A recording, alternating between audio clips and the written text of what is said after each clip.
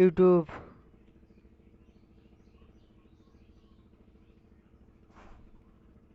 Back,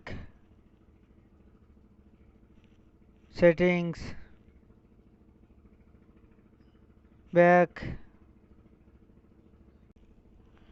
hello' বন্ধুসকল, আজি মই আপোনালোকক দেখুৱাম আপোনাৰ ফোনখন আপোনাৰ হাতত নোলোৱাকৈ আপোনাৰ ফোনখন আপোনাৰ মুখেৰে কণ্ট্ৰলেৰে আপোনাৰ ফোনখন চলাব পাৰিব।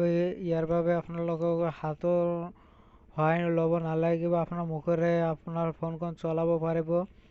ই কেনেকৈ চলাব আপোনাক মই টিপছটো দেখুৱাই আছোঁ।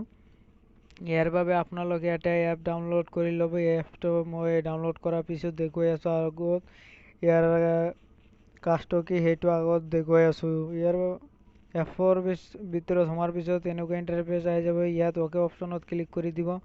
দিয়াৰ পিছত এনেকুৱা ইণ্টাৰফেচ আহি যাব। ইয়াত আপোনালোকে পাৰমিশ্যনটো অফ হৈ থাকিব, অন কৰি দিব। দিয়াৰ পিছত ইয়াত অ'কে অপশ্যনত ক্লিক কৰি দিব। দিয়াৰ পিছত ইয়াত আপোনালোকে কণ্টিনিউত ক্লিক কৰি দিব। দিয়াৰ পিছত ইয়াত এলাও অপশ্যনটো দি দিব। দিয়াৰ পিছত য়েছ নেক্সট অপশ্যন আছে, এই নেক্সট অপশ্যনত ক্লিক কৰি দিব।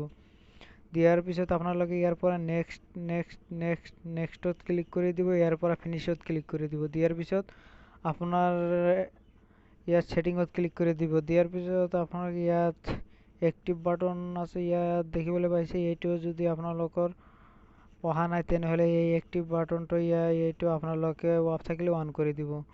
মই দেখুৱাই আছোঁ এই এপটো কেনেকৈ ইনষ্টল কৰি ল'ব। ইয়াৰ বাবে আপোনালোকৰ প্লে ষ্টৰত আহি যাব। অহাৰ পিছত ইয়াত চাৰ্চ কৰিব ভইচ এছিষ্ট।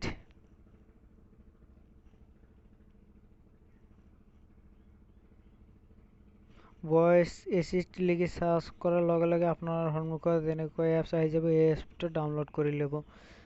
আজি ইমানলৈকে মোৰ ভিডিঅ'বিলাক যদি আপোনালোকক ভাল লাগি থাকে তেনেহ'লে লাইক কৰি দিব আৰু নতুন নতুন ভিডিঅ' পাবলৈ মোৰ চেনেলটো ছাবস্ক্ৰাইব কৰি দিব আৰু বেল আইকনটো বজাই দিব।